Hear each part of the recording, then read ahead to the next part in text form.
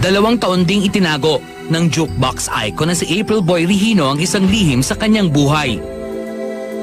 Naging tanyag sa kanyang mahabang buhok na sinakluban ng cap sa tuwing magtatanghal. Inamin ni April Boy ang pagkakaroon niya ng prostate cancer nang makabalik galing Amerika.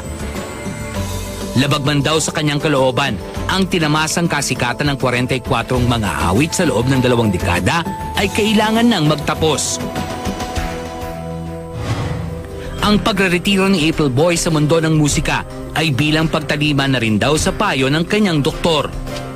Maging ang kanyang mahabang buhok ay kailangan niyang ipaputol dahil nakakaagaw daw ito ng nutrients na kailangan ng isang cancer patient. Samantala, sa kabila ng kanyang kondisyon, nagtanghal pa si April Boy para sa mga nasalantang biktima ng Bagyong Yolanda sa Tacloban City, Kamakailan. Ngayong hapon sa Star Talk, April Boy Regino, live! Talaga naman, Heart, puro buhay ang pinag-uusapan dito sa Star Talk. Joy Cancio. Tapos ito naman, patuloy na nakikipaglaban para mabuhay. April Boy Regino, magandang hapon. Magandang hapon po. Okay. Sa lahat po ng nakikinig nanonood pala. Oo. Sa Star Talk. Yeah. We will try to do this as clinically as possible, no? Kasi ang pinag-uusapan natin ay prostate cancer, no? Ito, itatanong ko not only for the sake of our viewers, pero para sa akin na rin. Kasi ano ba talaga ang sintomas ng pagkakaroon ng prostate cancer? Para alam natin lahat. Una po, meron pong lumabas na dugo. Doon sa, alam nyo na. Alam niyo na kung saan parte yun. Tapos po, syempre, yung mga buto mo, nananakit. Yan. Parang, oo, yung mga buto ko yung dito joints. sa, oo. Hindi, dito. Buto talaga mismo? Oo, buto Okay. mismo. nangangawit. Oo, kaya, dinala na ako ng misis ko sa ospital. Para patingnan saan po ako. kayo na-diagnose noon? Sa US. Sa US. Oo, doon ako Sa US nangyari? Sa US nangyari. 2009. 2009. Pero anong initial reaction mo? Syempre, una muna, nabigla ako nung sinabi na ng doktor na cancer, ganon. Prostate cancer, ganon. Kumuha po kayo ng second opinion? Oo, 2. Bali, una, lalaki yung doktor na tumingin sa akin. Tapos sinabi nga na, yun nga, prostate cancer. Tapos, siyempre, ayoko maniwala dahil cancer eh. Ang hirap, siyempre, parang torture sa iyo yun eh. Ibig sabihin, pagka-cancer, mamamatay ka na, di ba? Lagi naman yung connotation eh. Oo, kaya sabi ko, mahal, punta tayo sa ibang doktor. Pangalawa, babae na yung tumingin. Ayun na, talagang sinabi na gano'n talaga. Kaya din siguro po na medyo sinikreto nyo muna. Or not really sinikreto, yung inayos nyo na muna po siguro yun. Kaya hindi nyo po sinabi. Is that the reason why? Oo, siyempre, ba't ko sasabihin? Siyempre, ayoko naman kaawaan ako ng tao. Na siyempre, pagka sinabing may sakit ka, may cancer ka, siyempre, ang unang reaction ka, kawawa ka naman, di ba? Gusto ko yung matapang pa rin ako na yung makita Na nila lumaban. nakangiti. April Boy Regino Oo, talaga. lumalaban. At ngayon po, naging open ka sa aming lahat, nakipag-guest ka dito sa Star Talk para maging open at pag-usapan. Kasi kanina nga po, may sinasabi din po kayo which might serve as an inspiration sa mga cancer patients. May sinasabi po kayo kanina. Oo nga po. Kaya nga po pala ako nag-guest po dito sa inyo at salamat naman si Star Talk dahil binigyan niyo akong pagkakataon na magpaliwanag. Okay. Sa ngayon po, ako po ay cancer-free na. Cancer-free. Cancer-free. Oh, that's a good news. Salamat. Oo, talaga. Yes. Salamat po sa Diyos at binigyan niya po ako ng panibagong buhay. Anong ginawa para maging cancer-free ka? Siyempre una, dasal muna. Aha.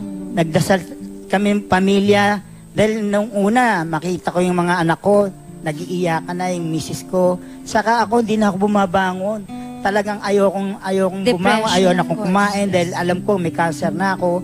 Pero sabi ng asawa ko, mahal, bumangon ka. Lumaban ka. Magdasal tayo sa Diyos. At tutulungan niya tayo. Magdasal tayo, pagaling ka niya. Tapos sinundan ko rin po ng gamot na yung pong iniinom ko ngayon na pure barley. Barley, yes. Which is good Opo. for Ito po yung yung nagpagaling po sa akin dahil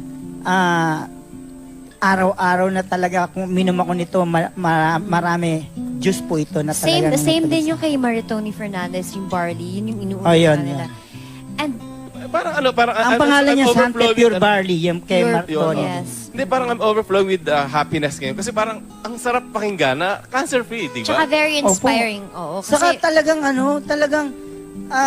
siyempre, wala namang pinapanalangin ng bawat tao pagka may cancer ka. Gusto mo talaga gumaling, Oo. makapagpasaya pa ng tao. and Diba? and this just proves that of course God hears our prayer, and you're here aside sa mga nasulat na mga na may cancer ka and you're retiring, which is so negative. You are actually cancer free, and you were there, pumunta po kayo sa Tacloban to inspire other people pa. So ano pong Opo, yung mga tao po doon, dumating ako, tuwan-tuwa sila. Kasi parang hindi nila alam na darating ako doon. Parang sikreto po na kinumbida ako ng mga taga Tacloban, yung mga sundalo doon. At tapos nung makita ko ng tao, Tuwang-tuwa. Siyempre inisip nila dati, di ba may sakit ako, may cancer ako.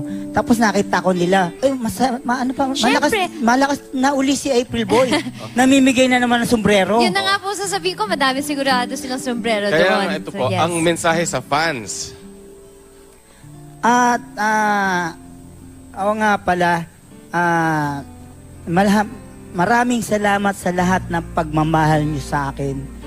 Sa lahat ng pagsuporta.